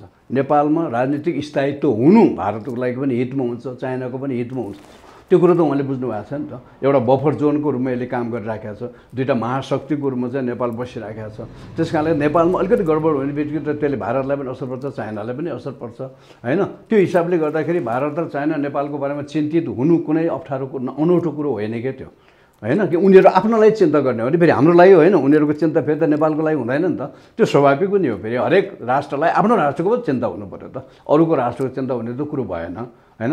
उनीहरूले चाहिँ नेपालको लागि चिन्ता गर्ने भनेको आफ्नो लागि नै हो, चाइनाले पनि आफ्नो लागि नै, भारतको लागि पनि। अब नेपालका राजनीतिक दलहरूले नेपाली जनताको विश्वास त गुमाए, नेपाली जनताहरूको विश्वास त छैन आज। अब छिमेकी राष्ट्रहरू र अरू अन्तर्राष्ट्रिय समुदायको विश्वास पनि गुमाए उनीहरूले होइन। किनभने उनीहरूमा इमान्दारिता, राजनीतिक इमान्दारिता पनि त भइदिएन नि त होइन, पोलिटिकल अनेस्टी पनि भएन र उनीहरूमा क्षमता पनि भएन फेरि होइन। क्षमता केही गर्न सक्ने क्षमता पनि छैन, निर्णय पनि उहाँहरू कुनै पनि गर्न सक्नुहुन्न होइन, केही काम गर्न पनि सक्नुहुन्न भनेपछि नेपालमा एउटा भरपर्दो राजनीतिक शक्ति उनीहरूले भेटाएनन्, पाएनन्। र अहिले अन्तर्राष्ट्रिय समुदायहरूले विशेष गरी भारत र चीनले चाहिँ राष्ट्र संस्थाको आवश्यकताको महसुस गरे छ जस्तो मलाई लाग्यो अहिले। र धेरैले बोलिसक्नु भएको छ यसमा, अरू धेरै मित्रहरूले पनि बोल्नु भएको छ। उहाँहरूले पनि नेपालमा उनीहरूकै हितको लागि, नेपालमा राजनीतिक स्थायित्व ल्याउनको लागि एउटा स्थायी संस्था, एउटा पर्मानेन्ट इन्स्टिट्युसन चाहिँ हुनुपर्दो रहेछ होइन। र त्यो भनेको त फेरि सापेक्ष राष्ट्र संस्था नै हो। फेरि त्यसको ठाउँ अरू कसैले लग्न सक्दैन। त्यो इन्स्टिट्युसन सबै नेपालीलाई स्वीकार हुने, सबै नेपालीले स्वीकार्ने त्यो संस्था भनेको त सापेक्ष राष्ट्र संस्था नै हो, अरू कसैलाई त स्वीकार्न सक्दैन नेपाली जनताहरूले। त्यस कारणले त्यो महसुस उनीहरूले पनि गरेको होला। अर्को भनेको उनीहरूले अहिले नेपाली सेनामा भर परेको छ जस्तो लाग्छ मलाई। नेपाली सेनालाई पनि अब विश्वास गर्ने एउटा चाहिँ शक्तिको रूपमा उनीहरूले नेपाली सेनालाई पनि हेरिरहेका छन् होइन। किनभने नेपाली सेना भनेको एउटा चाहिँ यो देश राष्ट्र निर्माण गर्ने, यो राष्ट्र निर्माण गर्ने एउटा शक्ति हो होइन। एउटा परम्परागत एउटा स्थायी शक्ति हो नि नेपाली सेना भनेको भने त, एउटा स्थायी शक्ति हो। र नेपाली सेनालाई अब चाहिँ सेनालाई यहाँ सक्रिय गराउनुपर्छ भन्नेमा उनीहरू सायद होइन, सायद चाहिँ उनीहरू त्यो निष्कर्षमा आएका होलान्। र तर आखिरमा अहिले नेपाली सेनाले पनि जस्तो भारतसँगको कुरामा त नेपाली सेनाले भूमिका खेलि पनि सक्यो नि त होइन। र भारतसँग त्यो नाकाबन्दी हुँदाखेरि, योभन्दा अघिल्लो नाकाबन्दीमा तपाईँको आखिरमा सेनाकै पहलमा त्यो नाकाबन्दी खुल्यो भन्ने त पछि सेनाले पनि भन्यो, आफै पनि भन्यो र हामीले पनि बुझ्यौँ त्यो कुरो होइन। र पछि आएर पनि यो चाहिँ सिमानाको कार्यालय, लिपुलेख, यो सब कालापानीको कारणले गर्दाखेरि पनि नेपाल र भारतको बिचमा एउटा जुन संवादहीनताको अवस्था आएको थियो नि त, कुरै नहुने है। भनेपछि नेपाल सरकारको तर्फबाट, नेपालका बुद्धिजीवीहरूको तर्फबाट, नेपालको मिडियाको सञ्चार कसैको तर्फबाट पनि केही पहल हुन सकेन।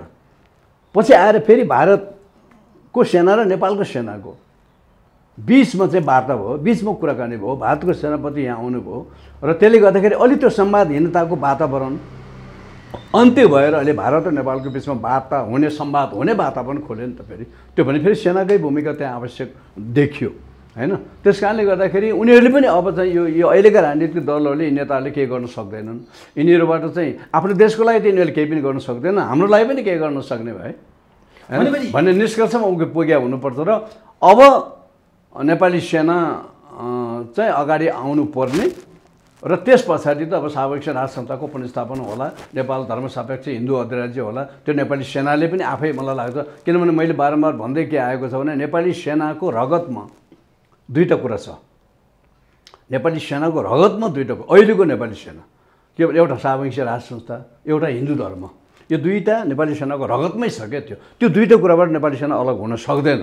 अहिले वास्तवमा नेपाली सेना चाहिँ एउटा पानी बिनाको माछा जस्तै भएको छ क्या होइन। टाउको काटेको मान्छे जस्तै के, मुरकुट्टा भन्छ के भन्छ त्यसलाई होइन, टाउको छैन है, त्यस्तो भएको छ अहिले। नेतृत्वविहीन होइन, संरक्षकविहीन भएको छ नि त नेपाली सेना त होइन। धर्म पनि छैन, अब राष्ट्र संस्था पनि छैन भनेपछि नेपाली सेना त अहिले एकदम छटपटिएको अवस्थामा छ नि त। र अर्को कुरा भनेको फेरि नेपाली सेनामा त्यो राजनीतिक महत्त्वाकांक्षा छ भन्ने मलाई लाग्दैन होइन। उनीहरू शासनमा आउने, मन्त्री हुने, प्रधानमन्त्री हुने, राष्ट्रपति हुने, नेपालमा शासन गर्ने भन्ने उनीहरूको आफ्नो चाहिँ त्यो महत्त्वाकांक्षा छ जस्तो लाग्दैन। अब त जनताले बोलाउन थाले नि त, नेपाली जनताहरूले आह्वान गर्न थाले नेपाली सेना आऊ, देश बचाऊ भनेर। अहिले त मैले मात्र होइन, मलाई लाग्छ यो नेपाली सेना अगाडि आउनुपर्छ, नेपाली सेनालाई भूमिका खेल्नुपर्छ, राष्ट्र बचाउनुको लागि नेपाली सेना अगाडि आउनुपर्छ भन्ने कुरो बोल्ने मलाई आजसम्म भनौँ न मैले पहिलोपटक बोले जस्तो मलाई लाग्छ होइन। त्यो बेला म अलिकति विवादित पनि भएँ त्यो कारणले गर्दाखेरि सेनालाई विवादमा ल्याउनु पनि मलाई लाग्यो। तर आजको बिन्दुमा आइपुग्दाखेरि त आज धेरैजना विद्वान मित्रहरूले बुद्धिजीवीहरूले नेपाली सेनाको बारेमा बोलिराख्नु भएको छ। राजनीतिक नेताहरूले पनि नेपाली सेनाको बारेमा बोलिरहेको छ। पछिल्लो पटक त भर्खर 1 हप्ता 10 दिन यता त चाहिँ नेपालको अब राम्रै नेता हो नि सिपी मैनाली भने त एउटा नेपाल कम्युनिस्ट पार्टीको महासचिव भइसकेको मान्छे, अहिले पनि एउटा पार्टी चलाएर बसिराख्नु भएको छ। उहाँ मन्त्री पनि भइसकेको मान्छे, उहाँ पनि एउटा हैसियतकै नेता हो। अब उहाँले पनि एउटा अन्तर्वार्तामा त नेपाली सेनालाई उहाँले त आह्वानै गर्नुभएको छ होइन। उहाँले खुला आह्वान गर्नुभएको छ नेपाली सेना अगाडि आउनु पऱ्यो भनेर उहाँले आह्वान गर्नुभएको छ। अर्को भनेको अहिले हाम्रो एकजना मित्र डाक्टर रामप्रसाद उप्रेती पछिल्लो समयमा हिजो माओवादीसँग हुनुहुन्थ्यो। उहाँ माओवादीमा हुँदाखेरि हामीसँगै काम गरे पनि हो। फेरि म चिन्छु उहाँलाई। उहाँ अहिले आएर एकदमै अग्रपङ्क्तिमा हुनुहुन्छ, सेना अगाडि आउनुपर्छ भन्ने भनाइमा हो त अग्रपङ्क्तिमा आउनु भएको छ। कारण अरू धेरै साथीहरू पनि सेनाले हस्तक्षेप गर्नुपर्छ अब होइन, ढिलो हुनुभन्दा अगाडि, किनभने देश बर्बाद हुन लागिसक्यो होइन। त्यो देश बर्बाद हुनुभन्दा अगाडि देशलाई बचाउनको लागि नेपाली सेना अगाडि आउनुपर्छ भन्ने त अभिव्यक्तिहरू अहिले बढ्दै गएको छ त्यो। र जनताहरूले पनि अब यही कुरा बुझेर 5 पूर्व प्रधानमन्त्रीले अब व्यवस्था कोल्याप्सतर्फ गयो, संविधान फेलियर भयो, अब हामीले ल्याएको परिवर्तन चाहिँ जाने भयो भनेर अत्तालिएर यो विज्ञप्ति उहाँहरू आत्तिनु भएको हो। उहाँहरू आत्तिएको त हो, आत्तिएर नै त्यो विज्ञप्ति निकाल्नु भएको हो। तर उहाँहरूले आफ्नो पास्टलाई पनि हेर्नुपर्ने हो होइन। त्यो गर्दाखेरि उहाँहरूले पनि अब सेना अगाडि आउनुपर्छ भन्नु पऱ्यो। देश यदि उहाँहरूलाई देशको माया छ भने यदि रहनुपर्छ, नेपाल भन्ने देश रहनुपर्छ भने त सबैले अहिले चाहिँ सेना अगाडि आउनुपर्छ। मैले त अझ के पनि भनिरहेको छु भने अहिलेको हाम्रो प्रधानमन्त्रीले नै स्वयं तपाईँको अब सेनालाई सत्ता हस्तान्तरण गर्नुपर्छ भन्दैछु म चाहिँ। तर देशै नरहने भन्नुभयो नि तपाईँले, के यिनी दलहरूको नेतृत्वमा यो व्यवस्था रह्यो भने देश नरहने भने के देशै जाने हो, सिक्किम हुने हो, भारतले खाने हो, अथवा के भन्न खोज्नुभयो तपाईँले? अलिक डर लाग्दो छ क्या, खास देशै नरहने भन्नुको मतलब के हो यसको अर्थ? होइन, नेपाल तपाईँको यही अवस्थामा देश अगाडि बढ्यो भने यदि नेपाली सेना अगाडि नआउने हो र यो देशलाई दुर्घटनाबाट नबचाउने हो भने अब नेपाली सेनाले के सोचिरहेको छ भित्री कुरा त मलाई थाहा छैन होइन। सेनाको बारेमा पनि धेरै हल्का खालका अभिव्यक्तिहरू साथीहरूले गरिराख्नु भएको छ, त्यो पनि ठिक हो भन्ने मलाई लाग्दैन क्या होइन। सकारात्मक टिप्पणी पनि छन् सेनाको बारेमा, नकारात्मक टिप्पणीहरू पनि छ, अलि हल्का खालका टिप्पणीहरू गरिराख्नु भएको छ। त्यसो नगरौँ भन्ने म अनुरोध पनि गर्न चाहन्छु, किनभने सेना भनेको एउटा आदरणीय, एउटा हाम्रो भरपर्दो अन्तिम विकल्प हो नि, यो देशको अन्तिम विकल्प हो सेना। आखिर देश बचाउने जिम्मेवारी त सेनाकै हो नि। फेरि अन्तिम अवस्थामा त सेनाकै हो नि त, सबै ठाउँमा त्यही हो क्या, नेपालमा मात्र होइन अरू देशमा पनि फेरि सेनाले नै वास्तवमा त्यो देशको रक्षा गरिरहेको हुन्छ।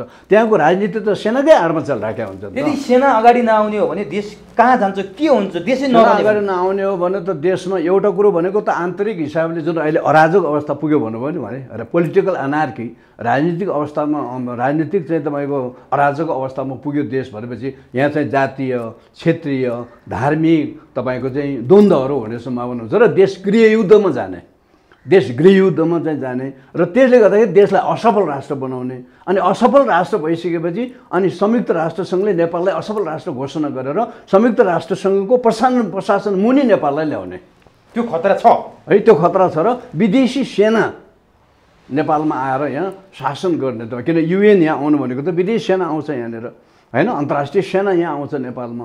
अन्त देशमा पनि त्यो भइराखेको छ नि त। त्यस कारणले गर्दाखेरि एउटा विकल्प एउटा हुने भनेको त्यही हो। त्यही भएर मैले के भन्दैछु भने हामी अब हाम्रो विकल्प भनेको विदेशी सेनाको अधीनमा बस्ने कि हाम्रो नेपाली सेनाको अधीनमा बस्ने चोइस हो हाम्रो अहिले। किनभने हामी नेपाली सेनाकै अधीनमा बस्छौँ अहिले, नेपाली सेनालाई नै अगाडि बोलाउँ र यो विदेशी सेना यहाँ आउनुभन्दा अगाडि विदेशी सेना यहाँ आयो भने त फेरि नेपाल सकियो, नेपाल सिद्धियो। त्यसपछि त नेपाल कहिले रहँदैन हेर्नुहोस् होइन। त्यो भन्छ अफगानिस्तान हुन्छ नेपाल, फेरि त्यसपछि अफगानिस्तान हुन्छ। त्यसो भने तपाईँले सेनालाई गुहार्नुभयो, तपाईँ जस्ता धेरै प्राज्ञ विज्ञहरूले सेना गुहार्न थाल्नुभयो, नेपाली जनताले सेना गुहार्न थाल्नुभयो। अब तपाईँले हामीले सबैले सेना गुहार्दा सेना आउने एउटा मेकानिजम त होला नि, त्यो कुन तरिकाले सेना आउने त? अब म आएँ भनेर पूर्णचन्द्र थापाले घोषणा गरेर हुने हो अथवा के छ त, विधि के छ? होइन, तपाईँको संसारमा धेरै ठाउँमा सेना अगाडि आएको उदाहरणहरू त छन् त। अहिले हालसालै अचानक आउने हो कि संविधानको अन्तर्गत? मालीमा पनि भएछ त्यो होइन। अब सेनाले विभिन्न ठाउँमा त्यो काम गरि नै राखेको हो। अब सेनाले आफ्नो योजना बनाइराखेको होला। हामी नेपालको यो अवस्थालाई, राजनीतिक अवस्थालाई, राजनीतिक पोलिटिकल डेभलपमेन्टलाई सूक्ष्म बनाएको छ नि त अस्ति सेनाले, सूक्ष्म होइन प्रकारले हामी हेरिराखेका छौँ पनि भन्नुभएको छ उहाँहरूले। त्यस कारणले गर्दाखेरि त्यो अब एकैचोटि आउने भने उहाँहरूको आफ्नो प्लान होला। फेरि आएकै नेपालमा चाहिँ तपाईँको सेना अगाडि आउनको लागि फेरि हामीलाई हाम्रो छिमेकी राष्ट्रहरूको पनि त अलिकति तपाईँको चाहिँ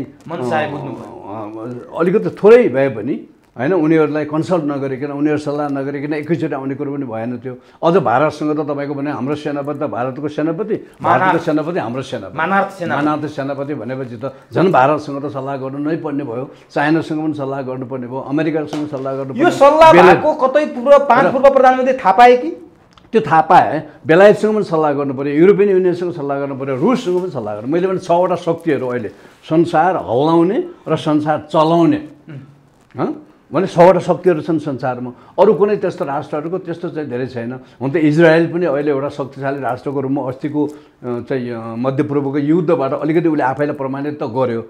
यो इजरायल पनि शक्तिशाली राष्ट्र छ, तर प्रमुख रूपमा 6वटा राजनीतिक शक्तिहरू होइन अन्तर्राष्ट्रिय शक्तिहरू भारत, चीन, अमेरिका, बेलायत, युरोपियन युनियन, रुस होइन।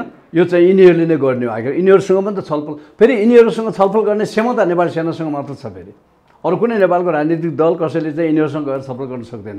त्यो क्षमता राख्छ नेपाली सेनाले होइन। त्यो क्षमता पनि छ उसँग र क्रेडिबिलिटी पनि छ नेपाली सेनाको, किनभने अन्तर्राष्ट्रिय क्षेत्रमा पनि उसले भूमिका खेलिराखेको छ। नेपाली सेना त पहिलेदेखि नै मेरो संसारमा नाम चलेको सेना हो नि त। त्यस कारणले नेपाली सेनालाई त चिनाउनु पर्दैन क्या, कहीँ आफै चिनिएको छ। तपाईँले धेरै कुरा बुझ्नु भएको पनि छ, तपाईँको त्यो पहुँच पनि छ, तपाईँको कुराकानी बालवालाहरूसँग त हुन्छ नै, रिटायरहरूसँग पनि हुन्छ। के बुझ्नु भएको छ मन चाहिँ चाँडै आउनेवाला छ अथवा के छ? अब ढिलो हुनेवाला भयो नि त। अब नेपाली सेना भनेर बस्दा धेरै गुमाउने बेला भइसक्यो। तपाईँको अनुमानले, तपाईँको आकलनले कहिलेसम्म नेपाली सेनाले सत्ता कब्जा गरेर डेटै अब यही बेलासम्म यही दिनसम्म भनेर त्यसरी डेटै तोक्न त चाहिँ सकिँदैन। परिस्थिति अब कसरी विकास हुन्छ। मैले एउटा हालैको एउटा अन्तर्वार्तामा के भने नेपाली सेना अझै पनि मलाई लाग्छ राजनीतिक हिसाबले देशको समस्या समाधान होस् होइन, पोलिटिकल्ली चाहिँ समाधान होस् है, सकभर हामी अगाडि आउनु नपरेको। किनभने उसले राजनीतिक त्यो महत्त्वकांक्षा छैन भने क्या मैले भने नि त। देश बचाउन बाध्यात्मक अवस्थामा मात्रै सेना अगाडि आउने हो र नेपाली जनताले यदि सेनालाई अगाडि आऊ भनेर चाहिँ भन्यो भने सेना अगाडि आउने हो होइन। त्यसले होइन भने सेनाको आफ्नो होइन देश विथिति भयो, हेर्दै भद्रगोल भयो भने त आउँछ, ऊ त अब आउनै पर्ने भयो नि त। तर अहिले अझै पनि मलाई लाग्छ राजनीतिक हिसाबले करेक्सन गर्ने अवस्थामा छन् राजनीतिक दलहरू। अझै पनि गल्ती करेक्सन गरे भने होइन, अझै पनि त्यो सम्भावना म त देख्दिनँ। नेपालका राजनीतिक दलहरूले देशलाई निकास दिन सक्छन् भन्ने मैले पनि आशा त मेरो पनि हो, तर अब त्यो सम्भव छैन भन्ने मलाई लाग्छ। तर नेपाली सेनाले अझै पनि राजनीतिक हिसाबले तपाईँहरू आफ्नो समस्या अस्तिको त्यो वार्निङ हो भन्ने मलाई लाग्छ। 23 गतिको अभिव्यक्ति प्रधान सेनापतिको अलिकति सामान्य एउटा वार्निङ, पहिलो वार्निङ हो क्या त्यो। तर प्रधान सेनापति आफै अब रिटायर हुँदै हुनुहुन्छ, त्यो नेतृत्व चाहिँ विदाई हुँदै हुनुहुन्छ नि त प्रधान सेनापति अब चाँडै नै। यही प्रधान सेनापतिको इनिसिएसनमा सेना अगाडि आउने देख्नुहुन्छ कि भावी प्रधान सेनापति? होइन, प्रधान सेनापतिले अहिले सेनाभित्र धेरै खालको परिवर्तन ल्याइराख्नु भएको छ। संस्थागत परिवर्तन, संरचनात्मकगत परिवर्तन ल्याइराख्नु भएको छ। अब यही सेना अहिलेकै सेनापतिको पनि टेन्योर थपिन सक्ने सम्भावना पनि छ, कता कता मैले पढिरहेको छु। उहाँले राम्रो गरिराख्नु भएको छ नि त। राम्रो काम गर्ने मान्छेले त काम दिनु पऱ्यो नि त होइन, काम गर्न दिनु पऱ्यो भन्ने हिसाबले उहाँकै पनि चाहिँ तपाईँको फेरि चान्स हुनसक्छ, फेरि प्रधान सेनापति उहाँ नै हुन सक्नुहुन्छ, अथवा अर्को आफ्नो आउने नेतृत्वलाई पनि उहाँले तयार पार्न सक्नुहुन्छ नि त। उहाँ त कहीँ जाने होइन, जाँदै उहाँ केही गरेर जाँदै हुनुहुन्छ। त्यही केही गरेर अब मैले हिजो कसको अन्तर्वार्ता, एकजना कसको साथीको अन्तर्वार्ता त मैले हेरेँ, उहाँ जानुभन्दा अगाडि नै चाहिँ यो देशमा परिवर्तन हुन्छ भनेर एकजनाले बोलिसक्नु भएको छ। नेपाली सेनाको होइन कि बाहिरको एकजना कोही विद्वान मित्र कसैले एउटा अन्तर्वार्तामा मैले देखेँ कि मैले होइन, युवा सेनापति जानुभन्दा अगाडि नै नेपालमा परिवर्तन हुन्छ भन्ने पनि अहिले मान्छेले होस् भन्ने पनि चाहिँ तपाईँको मान्छेको चाहना छ होइन। मेरो पनि चाहना छ। म त ढिलो भइसक्यो भन्छु, किन नेपालमा सेना अगाडि आउन ढिलो भइसक्यो होइन। के हेरेर बस्ने, के पर्खेर बस्ने, अब सबै कुरो हेरिसक्यो, सबै कुरो देखिसक्यौँ। अब देश दुर्घटना हुन्छ भन्ने पनि लागिसक्यो। अब भने त ब्रेक त लगाउनु पऱ्यो नि त। अब दुर्घटना हुन लाग्यो भन्ने थाहा भइसक्यो, अनि फेरि चाहिँ तपाईँको गइराख्ने दुर्घटना। अब एउटा गम्भीर चाहिँ मोडमा तपाईँले अघि नै सुरुमा भन्नुभएको थियो नेपाल पुगेको अहिले मलाई कहाँ छ आजको दिनसम्म अहिलेसम्म मेरो विश्वास र आस्था नेपाली सेनामाथि छ। नेपाली सेनाले यो देश बर्बाद हुन दिँदैन। नेपालको तपाईँको संस्कृति धर्म र नेपालको पहिचान चाहिँ हराएर जान नेपाली सेनाले दिँदैन भन्ने विश्वासमा म छु। मलाई लाग्छ धेरै नेपाली जनताहरू त्यो आशामा बसिरहेका छन् है। अहिलेको राजनीतिक दलहरू त्यो जुन व्यथिति अथवा अराजकता अथवा जे आए तापनि होइन सेना हुन्जेलसम्म चाहिँ नेपाली जनताले आश मार्दैनन् के होइन। देश बचाउँछ है सेनाले अन्तमा देश बचाउँछ भन्ने आशामै छन्। यदि अब होइन त्यो नहोला यदि नेपाली सेनाले पनि देशको लागि केही गर्न नसक्ने अवस्था आयो भने नचाहने अथवा नसक्ने बाध्यात्मक परिस्थितिले गर्दाखेरि नसक्ने अथवा नचाहने होइन अवस्था आयो भने त देश अब बर्बाद हुन्छ। त्यसपछि नेपाली जनताहरूले नेपालको अस्तित्व जोगाइराख्नको लागि लामो लडाइँ लड्नुपर्ने हुन्छ क्या फेरि होइन। मलाई धेरै दुःखका दिन धेरै राष्ट्रवादी र तपाईँको राजावादी साथीहरूसँग मित्रहरूसँग मैले भेट्दाखेरि कुरा गर्दाखेरि पनि त्यो अभिव्यक्ति उहाँले दिइराख्नु भएको छ क्या। नेपाली सेनालाई हामी हेरेर बसिरहेका छौँ होइन। नेपाली सेनाले यदि केही नगर्ने हो भने अब यहाँनिर तपाईँको चाहिँ भनेको मतलब चाहिँ सशस्त्र समूहहरू निर्माण हुन सक्छन् भोलि यहाँ राष्ट्र बचाउनको लागि है राष्ट्र जोगाउनको लागि राष्ट्र बचाउनको लागि विभिन्न खालका सशस्त्र समूहहरू निर्माण हुन सक्ने सम्भावना म देख्छु। तर मलाई त्यो ठाउँसम्म देश पुग्दैन। नेपाली सेनाले त्योभन्दा अगाडि नै देशको यो अराजक अवस्थाबाट देशलाई मुक्त गरेर उसले चाहिँ यो देशको यो परिस्थितिलाई तपाईँको आफ्नो काबुमा लिनको लागि नेपाली सेना अगाडि आउँछ भन्ने मलाई लाग्छ। तर 5 पूर्व प्रधानमन्त्रीहरू त्यसमा पनि शेरबहादुर देउबा त 4 पटक प्रधानमन्त्री भएका, प्रचण्ड 2 पटक प्रधानमन्त्री, माधव झलनाथ र बाबुराम 1 पटक। यिनीहरूले पक्कै पनि केही न केही दुर्घटना नदेखेर त त्यो विज्ञप्ति निकालेनन् होला। नेपालमा बिरलै होला 5 पूर्व प्रधानमन्त्रीले संयुक्त विज्ञप्ति निकालेको यो त फर्स्ट टाइमै हो भनेपछि उनीहरूले केही न केही त देखेका छन् नि। त्यो के हो होइन उनीहरूले देखेको भने त्यही देखे त उनीहरूले होइन। अब चाहिँ राजनीति फेल भइसक्यो संविधान विज्ञप्तिले कुनै जनताले यिनीहरूको विज्ञप्ति निक्ल्यो नि यो विज्ञप्तिले कुनै सञ्जीवनी बुटीको काम गरेर यिनीहरूलाई फेरि बिउज्याउने मुर्झ्याउने अवस्था देख्नु होइन। उहाँहरूले त अब यही अहिलेकै व्यवस्थालाई जोगाइराख्न भनौँ अहिलेको व्यवस्था त अन्तिम अहिले चाहिँ भेन्टिलेटरमा छ नि त होइन। अहिलेको व्यवस्था भेन्टिलेटरमै छ। अब भेन्टिलेटरबाट बाँच्नु पनि सक्छ फेरि सम्भावना झिनो सम्भावना त जहिले पनि हुन्छ नि त। तर भेन्टिलेटर भएको बेलामा अब यो व्यवस्थालाई नै कसरी जोगाइराख्ने किनभने यसैमा उहाँहरूको हित छ होइन। किन उहाँलाई देशको माया छैन, उहाँलाई जनताको माया छैन, उहाँलाई आफ्नो परिवारको आफ्नो पार्टीको आफ्नो गुटको होइन आसेपासेको मात्र चिन्ता हो नि त उहाँलाई। भनेपछि अहिलेको लडाइँ भनेको यो व्यवस्था जोगाउने कि फाल्ने भन्ने मात्रै हो। त्यति हो। त्यसपछिको विकल्प नेपाली सेना हो। विकल्प त्यो मतलब नेपाल बचाउनको लागि नेपाल जोगाउनको लागि नेपाललाई दुर्घटना पर्नबाट बचाउनको लागि जोगाउने नेपाली सेना बाहेक अर्को छैन। तर लामो समय त सेनाले पनि फेरि राज्य सत्ता सञ्चालन गर्दैन होइन होइन। नेपाल चाहिँ अहिलेको अन्तर्राष्ट्रिय परिवेशमा कति गर्न सकिन्छ भन्ने त नेपाली सेना त्यो लिमिटेसन त थाहा छ नि त। त्यो लिमिटेसन थाहा विकल्प के त होइन त्यो होइन। आखिरमा जाने भनेको त फेरि चाहिँ हामीको प्रजातान्त्रिक लोकतान्त्रिक व्यवस्थामै जाने हो नि त होइन। तर नेपाली सेनाले त अहिलेको राजनीति चाहिँ लिगबाट धेरै टाढा गइसक्यो। लिगमा ल्याउने पोलिटिक्सलाई लिगमा ल्याउने राजनीतिलाई नयाँ प्रकारले सुरुवात गर्ने। किनभने यो हाम्रो नेपालको अहिलेको राजनीति नेपालमा सुरु भयो होइन, यो बाहिर सुरु भएको हो होइन। नेपाल कङ्ग्रेस पनि यसको चाहिँ भारतमा निर्माण भएको, नेपालको कम्युनिस्ट पार्टी पनि भारतमा निर्माण भएको, नेपालमा निर्माण भएको होइन नि त। त्यही कारण अबको राजनीति भनेको नेपालबाटै सुरु हुन्छ क्या। अब म अन्तिममा छु। नेपाली सेनालाई हामीले सबैले विश्वास मान्नुपर्ने भयो र अन्तिम भरोसा पनि नेपाली सेना हो। अब सँगसँगै तपाईँले अघि भन्नुभएको थियो नेपाली सेना हिन्दू राष्ट्र र राज संस्था पृथ्वीनारायण शाहको सन्तान। अब नेपाली सेना आउने कुरा त तपाईँले भन्नुभयो। हिन्दू राष्ट्र र राज संस्था चाहिँ कुन विधिबाट स्थापित हुन्छ त? होइन नेपाली सेना अगाडि आइसकेपछि त अहिलेको संयन्त्र त सस्पेन्ड हुन्छ नि त होइन। अहिलेको संविधान पनि रहँदैन, अहिलेको व्यवस्था पनि रहँदैन। सेना अगाडि आइसकेपछि त नयाँ परिस्थितिको सिर्जना हुन्छ होइन। अनि राजालाई होइन त्यस पछाडि त्यो तुरुन्तै राजा अहिले त्यो सेनाले ल्याइहाल्नुपर्छ। अहिले त पहिला सेनाले देश बचाउनु पऱ्यो भन्छु म। अहिले राजाको कुरो त्यो त पछि गर्न सकिन्छ, धर्मको कुरो पनि अलिकति पछि गर्न सकेला थियो, प्रक्रिया अन्तर्गत गर्न सकेला। अहिले तुरुन्तै त राष्ट्र बचाउने हो क्या। नेपाली सेनाले राष्ट्र बचाउनलाई अहिलेको राजनीतिक यो अन्योलता र अराजक अवस्थाबाट देशलाई मुक्त गर्नको लागि अगाडि सर्नु पऱ्यो होइन। त्यसपछि अनि के गर्ने कसरी गर्ने भन्ने त अब आम सबैसँग सल्लाह गर्छ होला नि त नेपाली सेनाले। उसले पनि त आफै गर्ने त नेपाली जनताहरूसँग सल्लाह गर्ला। दलहरूको अवस्था के हुन्छ अब अहिले होइन दलहरूको अवस्था त के हुन्छ। अब दलहरू त सकिन्छन् नेताहरू फेरि नयाँ सुरुवात हुन्छ यी के। नेताहरू अहिलेका अब नेताहरू तौर मारेर बसेका अब नेताहरू नेताहरूलाई के हुन्छ भन्ने कुरो त अब त्यो भोलि अब नेपाली जनताले के चाहन्छन्, सडकमा आन्दोलन होला। नेपाली जनताले के चाहन्छन् र सेनाले के चाहन्छन्। मलाई लाग्छ त नेपाली सेना अगाडि आउँदाखेरि त्यसको विरुद्धमा नेपाली जनता सडकमा आउँछन् भन्ने मलाई लाग्दैन। यी दलका अहिले नेता- कुनै पनि राजनीतिक दलको नेताको पक्षमा चाहिँ नेताको लागि कोही चाहिँ नेपाली जनता बाहिर आउनेवाला छैन। हेर्नुहोस्, भनेपछि अब हाम्रो अन्तिम आशा, अन्तिम विकल्प अर्जुन दृष्टि भनेको नेपाली सेनाले सत्ता चलाउनु। त्यही नै हो। तपाईँ यसमा कटिबद्ध हुनुहुन्छ? एकदम प्रतिबद्ध छु, आशावादी पनि छु। हस्, समय दिनुभयो, अत्यन्त महत्त्वपूर्ण भनेर राखिदिनु भयो, यसको लागि हार्दिक धन्यवाद। हुन्छ, तपाईँहरूलाई पनि धेरै धन्यवाद।